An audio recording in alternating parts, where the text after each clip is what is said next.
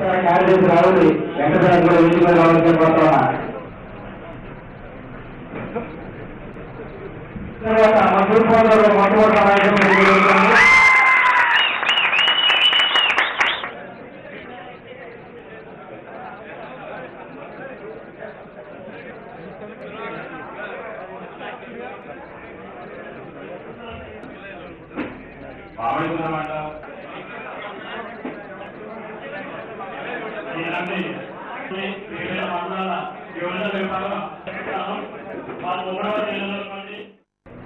చాలా శుభారంభంగా నేను భావిస్తున్నాను. మన యువజన విభాగం ఆల్మోస్ట్ ఇది ఒక మొట్టమొదటి మీటింగ్. ఈ సమావేశాన్ని ఒక సెంటిమెంట్ గా పిఠాపురం నుంచి ప్రారంభించారు. తప్పకుండా తూర్పుగోదావరి జిల్లా యువజన విభాగం ఒక మోడల్ గా నిలబడుతుందని ఈ రాష్ట్రంలోనే మన వైఎస్ఆర్ పార్టీ యువజన విభాగాలకి ఒక మార్గదర్శిగా నిలవగలుగుతుందని నేను నమ్ముతున్నాను. వైఎస్ఆర్ పార్టీ పేరులో మొట్టమొదటి అక్షరం యూత్ అంటే యువజన శ్రామిక రైతు కాంగ్రెస్ మన పార్టీ పేరు. మన పార్టీ అధ్యక్షులు యూత్కి ఇచ్చిన ప్రాధాన్యానికి అది ఒక ప్రతీకగా భావిస్తున్నాను. ఇవాళ అత్యధికంగా యూత్ ఉన్న పార్టీ కూడా నాకు తెలిసి రాష్ట్రంలో వైఎస్ఆర్ పార్టీ. ఎక్కువ మంది యూత్ అభిమానిస్తున్నది, అండదండలు అందిస్తున్న పార్టీ కూడా మన వైఎస్ఆర్ పార్టీ. ఏ రాజకీయ పార్టీకైనా కొన్ని మూల స్తంభాలుగా ఉంటాయి. యువకులు కానీ, రైతులు కానీ, మహిళలు కానీ, కార్మికులు కానీ వీరందరూ మూల స్తంభాలుగా ఉంటారు.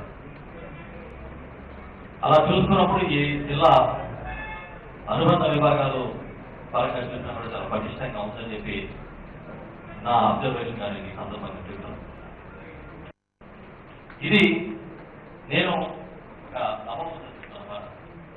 యుద్ధానికి బయలుదేరినప్పుడు మనం మన మీద నమ్మకం లేకపోతే ఎదుటి వ్యక్తి చేసే ప్రచారాలకి, ఎదుటి పార్టీ చేసే ప్రచారాలకి లొంగిపోతే మనకున్న బలాన్ని కూడా మనం బలహీనతగా భావిస్తాం. ఈరోజు తెలుగుదేశం పార్టీ పూర్తిగా ప్రచారానికి ప్రాధాన్యం ఇచ్చి ఆయన చేసేది చాలా గొప్పగా ఉందని చంద్రబాబు నమ్మి దాన్ని మనం నమ్మమని ఆయన తన ప్రయాణాన్ని కొనసాగిస్తా ఉన్నారు. ఇప్పుడు కొత్తగా ఆయన అద్భుతమైన పథకాన్ని దోమలపై దండయాత్ర అసలు చంద్రబాబు నాయుడు గారికి ఐడియా వచ్చింది మన వైఎస్ఆర్ పార్టీ తరఫున అభినందించాలి. దోమలపై దండయాత్ర చేయాలి ఐడియా ఇంతవరకు ఏ ముఖ్యమంత్రికి రాలేదు. ఈ తర్వాత ఇది అయిపోయిన తర్వాత ఏగల మీద కూడా దండయాత్ర చేయాలి, అదేవిధంగా పందుల మీద దండయాత్ర చేయాలి, నలుగుల మీద దండయాత్రలు ఉన్నాయి ఆయనకి. ఆయన అలాగా తిరిగి కీటకాల మీద దండయాత్రలు చేసుకుంటూ పోతారు. ప్రజా సమస్యల పరిష్కారం మీద వైఎస్ఆర్ పార్టీ దండయాత్ర చేసుకుంటూ ముందుకెళ్దామని చెప్పి నేను చెప్తాను. నేను అడిగాను, నిజాయితీగా చెప్పమ్మా నువ్వు ఎవరికి ఓటు వేసావని. డ్వాక్రా కొట్టేస్తారని చంద్రబాబు కేసీఆర్ బాబు ఆయన డ్వాక్రా కొట్టలేదు, ఉన్న పెన్షన్ మాత్రం కొట్టేశాడు. ఇది శాస్త్రస్థాయిలో ఉన్న పరిస్థితి. మనం చంద్రబాబు నాయుడు గారి పరిపాలన గురించి అందరూ అర్థం చేసి ప్రజలే ఎదురు మనం చెప్తా ఉన్నారు. ఆయన మనల్ని, ప్రజల్ని ఒక మాయలో పెట్టే కార్యక్రమం చేస్తారు ప్రజల ద్వారా. ఇవాళ ప్రత్యేక హోదా మీద ప్రజలందరూ ఆగ్రహంతో ఉన్నారు. వైఎస్ఆర్ పార్టీ వాళ్ళని మోటివేట్ చేస్తుంది కాబట్టి మనం దీన్ని ఎట్లాగా దీన్ని డైవర్ట్ చేయాలంటే ఆయన దోమలు కనపడాలి. దోమలు వాడుకుంటాడు ప్రస్తుతానికి.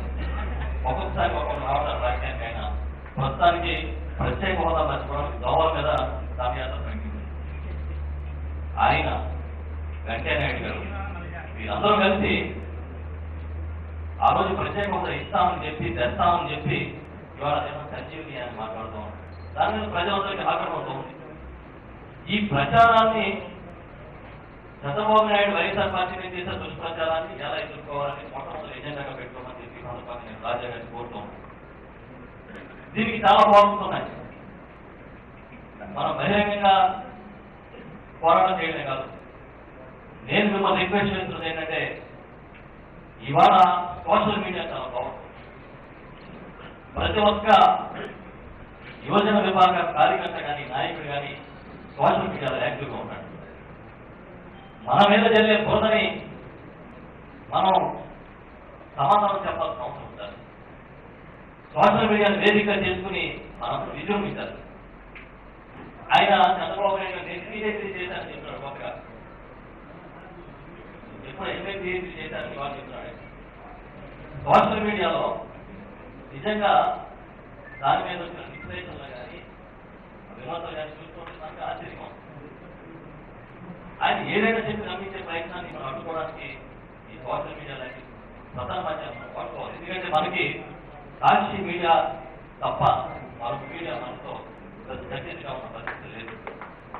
అందుకే యువత అంతా కూడా మనమే ఒక మీడియాగా మారే పరిస్థితిని మనం సిద్ధం చేసుకోవాలని చెప్పి సంస్కృతిని కోరుతున్నాం. ఒక కార్యక్రమాన్ని బహిరంగ సభ లాంటి కార్యక్రమాలను, ర్యాలీ లాంటి కార్యక్రమాలను ఇవాళ రాష్ట్ర వ్యాప్తంగా మన జగన్మోహన్ రాజా గారు ప్లాన్ చేస్తా ఉన్నారు. యూత్ ఎలా మోటివేట్ చేయాలని.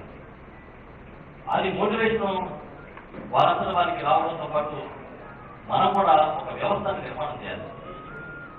జిల్లా కమిటీలు, మండల కమిటీలు, గ్రామ కమిటీల వరకు ఇప్పుడు బూత్ కమిటీలు వేయమని జగన్మోహన్ రెడ్డి గారు చాలా స్పష్టంగా చెప్పారు. గడప గడపగా వైఎస్ఆర్ బూత్ వేయడం వెంటనే అదే రోజు అక్కడున్న యాక్టివ్గా ఉన్న నాయకులతో, యాక్టివ్గా ఉన్న కార్యకర్తలతో మనం బూత్ కమిటీలు వేసుకోవాలనేది చెప్పారు. మనం అంతా చేస్తా ఉన్నాం. సో బూత్ కమిటీల నిర్మాణంలో కూడా యువత పాత్ర చాలా కీలకం. రేపు పొద్దున బూత్ స్థాయిలో పనిచేయగలిగిన వాళ్ళు యూతే ఉంటుంది కనుక ఇప్పటి నుంచి మండల కన్వీనర్స్గా వచ్చేవారు చాలా త్వరలోనే మండల కన్వీనర్ వ్యవస్థ మొత్తం ఒక పునర్నిర్మాణం జరుగుతూ ఉంది.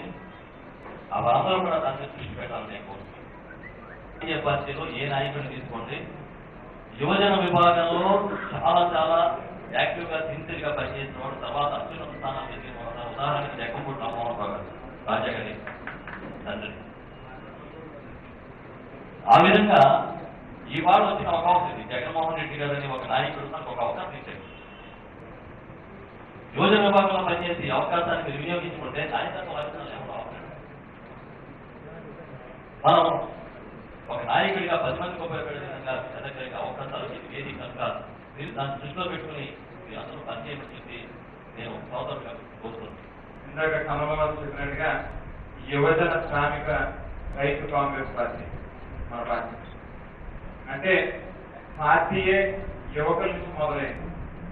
ఆ రోజు అనుకోని పరిస్థితుల్లో ఒక హెలికాప్టర్ యాక్సిడెంట్ లో మన రాష్ట్ర ముఖ్యమంత్రి మా అందరి ప్రీతమ నాయకుడు డాక్టర్ వైఎస్ రాజశేఖర రెడ్డి గారు అనుకోని పరిస్థితుల్లో చనిపోతే మరి కాంగ్రెస్ పార్టీ ఒక పక్కన, తెలుగుదేశం పార్టీ ఒక పక్కన ఇద్దరు కలిసికట్టుగా రాజశేఖర రెడ్డి గారి కొడుకుని అనేక రకాల ఇబ్బందులు పెట్టారు.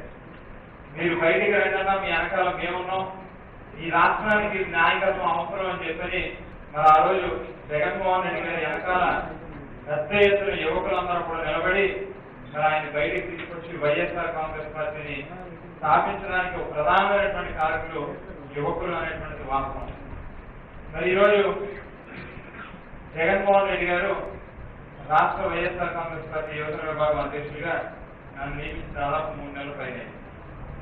ఆ రోజు నుంచి కూడా గ్రామ స్థాయి నుంచి యువజన విభాగాన్ని పార్టీలో బలోపేతం చేయాల్సినటువంటి అవసరం ఉందని చెప్పి ఒక ఆలోచన చేసి అన్ని జిల్లాల్లోని జిల్లా సమావేశాలు ఏర్పాటు చేసుకుంటూ యువజన విభాగాన్ని బలోపేతం చేసుకుంటూ రేపు 2019 ఎన్నికల్లో జగన్మోహన్ రెడ్డి గారిని ముఖ్యమంత్రి చేసేటటువంటి కార్యక్రమం కానీ వైఎస్ఆర్ కాంగ్రెస్ పార్టీని అధికారంలోకి తీసుకొచ్చేటటువంటి కార్యక్రమంలో కానీ యువజన విభాగం ప్రధానమైనటువంటి పాత్ర పోషించాలనేటువంటి ఒక ఆలోచనతో మరి ఈ యొక్క కార్యక్రమాన్ని ఈ రోజు మొదలు పెట్టుకున్నాం.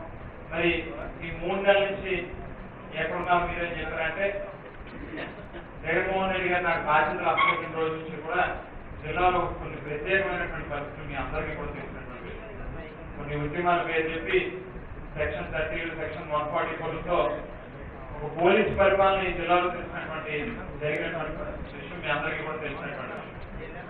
మరి ఈరోజు మనందరం కూడా ఖచ్చితంగా యువజన విభాగాన్ని పూర్తి స్థాయిలో స్ట్రెంథెన్ చేసుకుని ఏదైతే చంద్రబాబు నాయుడు గారు మన 2014 ఎన్నికల్లో మరి అనేక రకాలైనటువంటి హామీలు గుర్తిస్తూ ప్రజల్ని మభ్యపెట్టి మోసం చేసి రైతుల రుణాలు మాఫీ చేస్తానని, డ్వాక్రా రుణాలు మాఫీ చేస్తానని, ఇంటికి ఒక ఉద్యోగం ఇస్తానని, నిరుద్యోగులకు 2,000 రూపాయలు ఇస్తానని, ఇల్లు లేని ప్రతి నిరుపేదకి ఇల్లు కట్టించేస్తానని, ఈ రాష్ట్రానికి ప్రత్యేక హోదా 5 ఏళ్ళు కాదు 15 ఏళ్ళు కావాలని చెప్పి ఎన్నికల్లో దాదాపు 650కి పైగా హామీలు ఇచ్చి 2.5 సంవత్సరాలు పూర్తిగా వస్తున్నా కూడా మరి ఈ రోజు కూడా ఇచ్చినటువంటి ఏ ఒక్క వాగ్దానాన్ని కూడా నిలబెట్టుకోకపోగా కేవలం ఏ రకంగా వారి జేబులు నింపుకోవాలి, లోకేష్కి సంబంధించిన ఇండస్ట్రీలు, లోకేష్కి సంబంధించిన బిజినెస్ ఏ రకంగా పెద్దది చేసుకోవాలనేటువంటి ఆలోచనతో మాత్రమే ఈరోజు ప్రభుత్వం ముందుకెళ్తా ఉన్నారనేటువంటి వాస్తవమైనటువంటి మరి ప్రధానంగా యువతకు సంబంధించి ఏదైతే ఎన్నికల్లో చంద్రబాబు నాయుడు గారు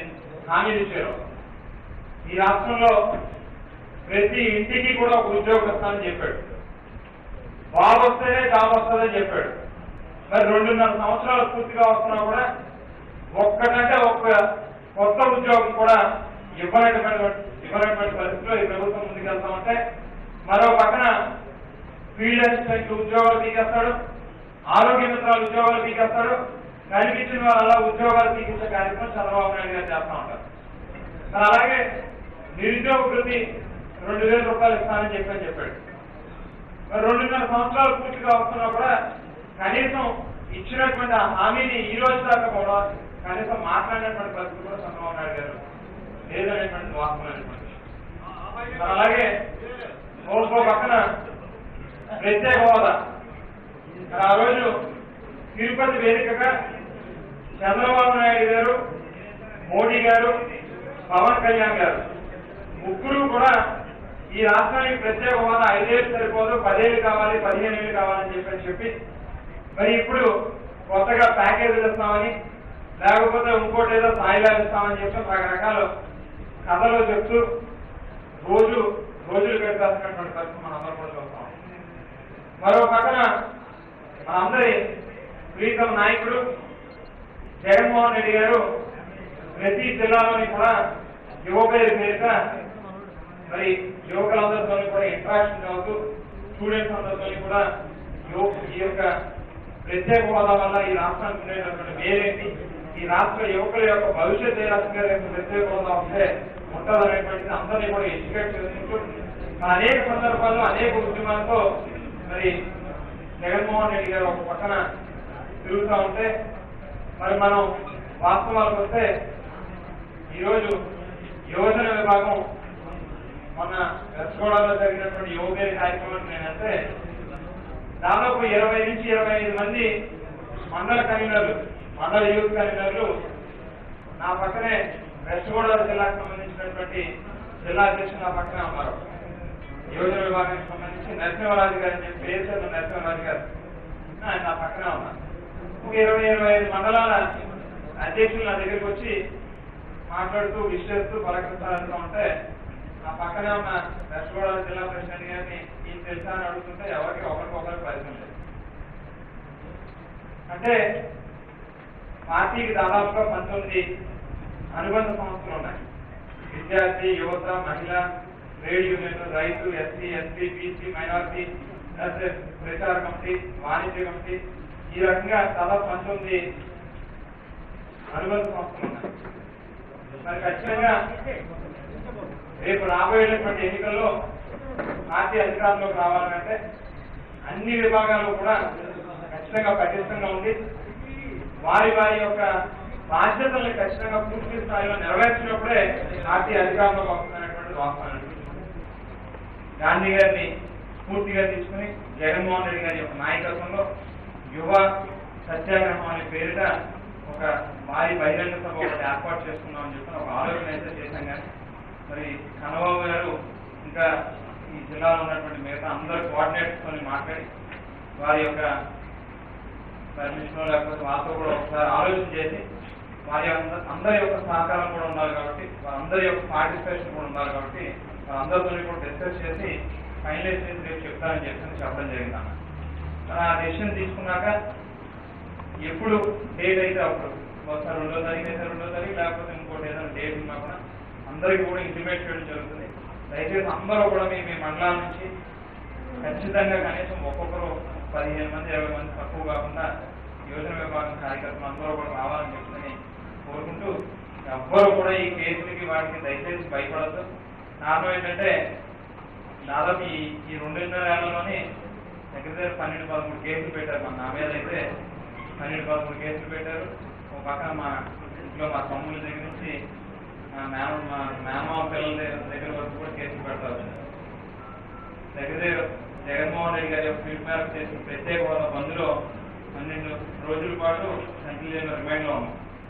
45 రోజుల పాటు ఏలూరులో కండిషనల్ బెయిల్లో పెట్టారు. కొత్తగా ఒకటే పెళ్లి అయిన 2-3 నెలలు కూడా అయినాడు. 45 రోజుల పాటు ఏలూరులో కండిషనల్ బెయిల్లో ఊర్లోకి రాకూడదని ఏలూరులో టూటోల్ పోలీస్ స్టేషన్లో పొద్దున సాయంత్రం సంతకాలు పెట్టాలని రకరకాల కండిషన్స్తో బెయిల్ ఆలోచించారు. 45 రోజుల పాటు బయట ఉన్నారు.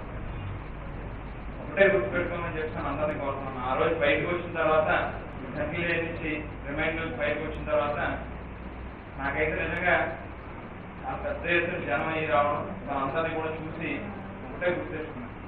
మా నాన్నగారి మీద 67 కేసులు ఉండేవి.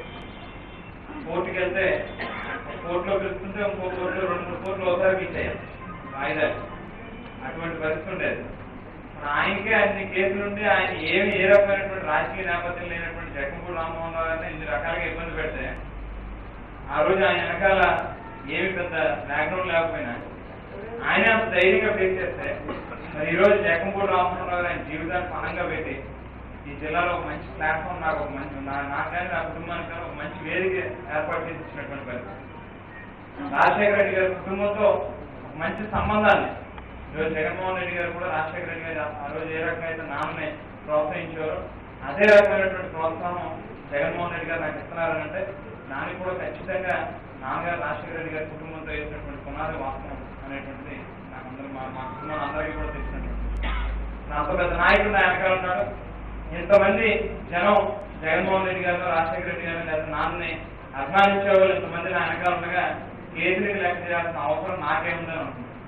అందుగురించి అదే వేసి నుంచి గట్టిగా మాట్లాడుతూ నా మీద డబల్ డిజిట్ కేసులు పెట్టారు, నా మీద ట్రిపుల్ డిజిట్ కేసులు పెట్టుకోండి, నాకేం భయం లేదు, ఇబ్బంది లేదమ్మా. నన్ను వెంటనే గంటలో ఇంకో కేసు పెట్టారు.